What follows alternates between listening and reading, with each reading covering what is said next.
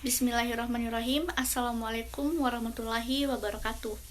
Perkenalkan, saya Pati Arto Tami dengan NIM 60400119014 kelas Fisika B. Pada kesempatan kali ini, saya akan membahas mengenai mit fisika statistik. Di antaranya yaitu yang pertama, jelaskan perbedaan partikel klasik, boson, dan fermion.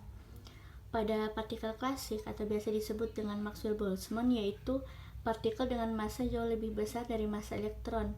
Kemudian partikel boson atau biasa disebut dengan Bose-Einstein, yaitu partikel kuantum dengan spin merupakan kelipatan bulat dari H/2V. Sedangkan partikel fermion atau biasa disebut dengan Fermi-Dirac, yaitu partikel kuantum dengan spin merupakan kelipatan ganjil dari H/4V. Adapun perbedaan secara spesifiknya dapat dilihat pada tabel. Yang pertama, berdasarkan dapat diterapkan untuk sistem partikel, pada Maxwell-Boltzmann partikelnya identik terbedakan. Kemudian pada Bose-Einstein partikelnya identik tak terbedakan dan tidak memenuhi prinsip larangan Pauli. Sedangkan pada Fermi-Dirac partikelnya identik tak terbedakan dan memenuhi prinsip larangan Pauli.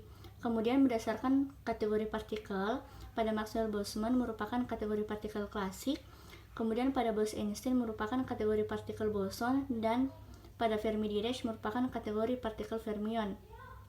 Kemudian yang ketiga, berdasarkan sifat partikelnya, pada Maxwell-Boltzmann yaitu tak berspin, kemudian pada Bose-Einstein berspin 0, 1, 2, dan seterusnya, di mana bilangan tersebut merupakan bilangan bulat. Kemudian pada Fermi-Dirac berspin 1/2, 3/2, 5/2, dan seterusnya, di mana 1/2 bilangan bulat ganjil. Kemudian berdasarkan contohnya, yakni pada Maxwell-Boltzmann, contohnya adalah partikel ideal pada suhu tinggi dan molekul-molekul gas. Kemudian pada Bose-Einstein, contohnya adalah foton, fonon dalam pelajaran zat padat, dan inti atom yang memiliki nukleon yang berjumlah genap. Sedangkan pada Fermi-Dirac, contohnya adalah elektron dan inti atom yang memiliki nukleon yang berjumlah ganjil. Kemudian yang terakhir adalah berdasarkan sifat distribusinya, yaitu pada Maxwell-Boltzmann tidak ada batasan jumlah partikel yang menghuni perkeadaan. Dalam hal ini Gj lebih kecil atau sama dengan Nj. Kemudian pada Bose-Einstein tidak ada batasan jumlah partikel yang menghuni perkeadaan. Dalam hal ini Gj lebih kecil atau sama dengan Nj. Sedangkan pada Fermi-Dirac hanya boleh satu partikel yang menghuni perkeadaan. Dalam hal ini Gj atau lebih besar atau sama dengan Nj. Selanjutnya, nomor 2, peluang termodinamika keadaan makro suatu partikel tak terbedakan adalah dirumuskan sebagai WMB sama dengan N faktorial sigma Gj pangkat Nj per N faktorial. Buktikan bahwa fungsi distribusi Maxwell-Boltzmann dapat dituliskan seperti persamaan berikut, yakni NBS sama dengan Gj per eksponensial pangkat min alfa tambah beta epsilon j. Baik, untuk penyelesaiannya yaitu jika jumlah total partikel dalam sistem dapat dihitung melalui N sama dengan sigma Nj, di mana pada energi tingkat energi J tersebut adalah epsilon J dan ditempati oleh Nj partikel dengan energi total sistem U yang dihitung melalui rumus U sama dengan sigma epsilon J dikali Nj. Kemudian jadi perubahan partikelnya pada jumlah partikel tidak terkurang melalui keluarnya partikel dari sistem atau jumlah partikel yang tidak tertambah melalui masuknya ke dalam sistem dengan syarat batas, yakni syarat batasnya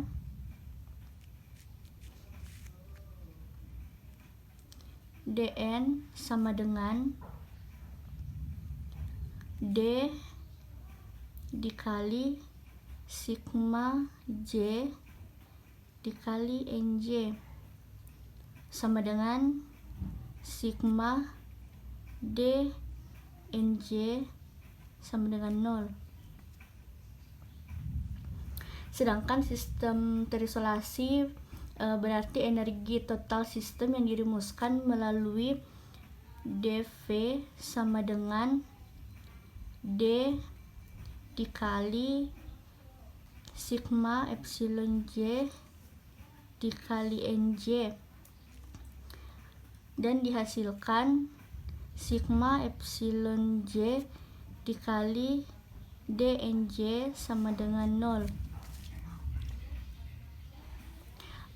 Jika fungsi yang harus dimaksimumkan adalah WK dengan mencari turunan parsialnya terhadap NJ, dan syaratnya yang harus dipergunakan adalah yakni syarat dN sama dengan 0 dan dV sama dengan 0, maka diperoleh hasil dW ditambah ADN ditambah BDU sama dengan 0.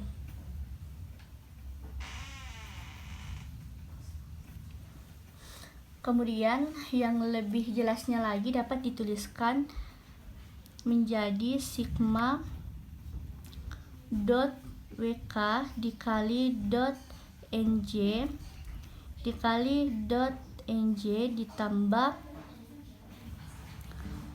A sigma dot NJ ditambah B sigma epsilon J DNS sama dengan 0. Umumnya yang dimaksimumkan bukanlah WK, akan tetapi ln WK, sehingga persamaan 5 dapat dituliskan menjadi D ln W ditambah alfa dN ditambah beta du sama dengan 0. Kemudian dengan menggunakan alfa dan beta sebagai pengali tak tentu Lagrange dengan menggunakan prosedur yang sama untuk menghasilkan persamaan 6, maka diperoleh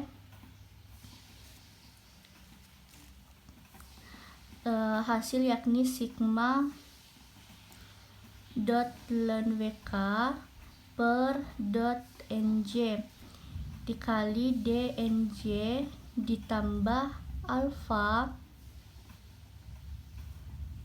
sigma dNJ ditambah beta sigma J dNJ sama dengan 0. Selanjutnya untuk WK dalam persamaan 8 dituliskan hanya sebagai W agar tidak indeks dan agar tidak membingungkan. Jadi telah diperoleh bahwa persamaan yang harus dipecahkan dalam persamaan 8 sehingga diperoleh hasil W dot ln W per dot NJ ditambah alfa ditambah beta dikali epsilon J dikali D NJ sama dengan 0. Kemudian untuk mencari nilai ln W maksimum, maka harus pula berlaku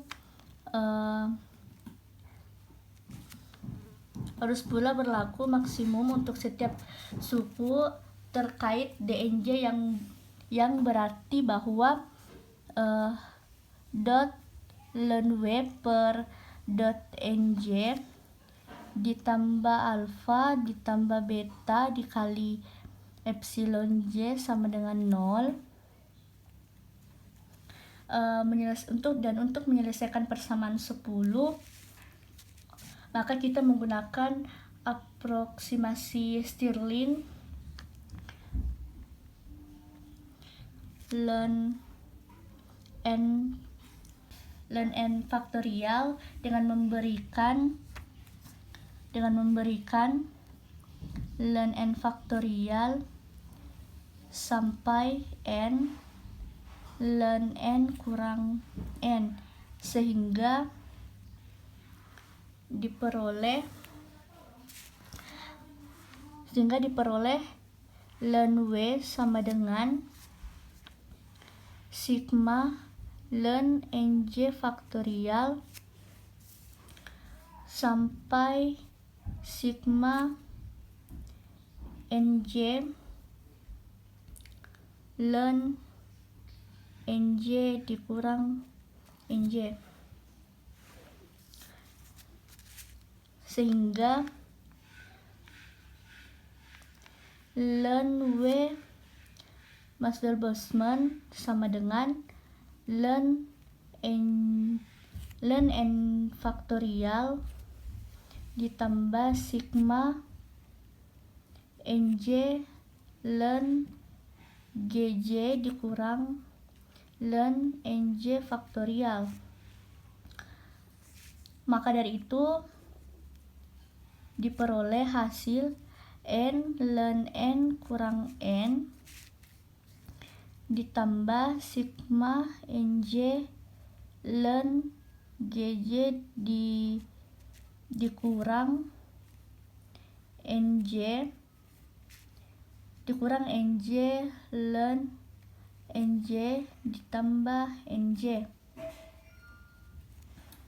Nah, dari persamaan 11 dan persamaan 10 dapat diperoleh hasil dot per dot nj dikali ln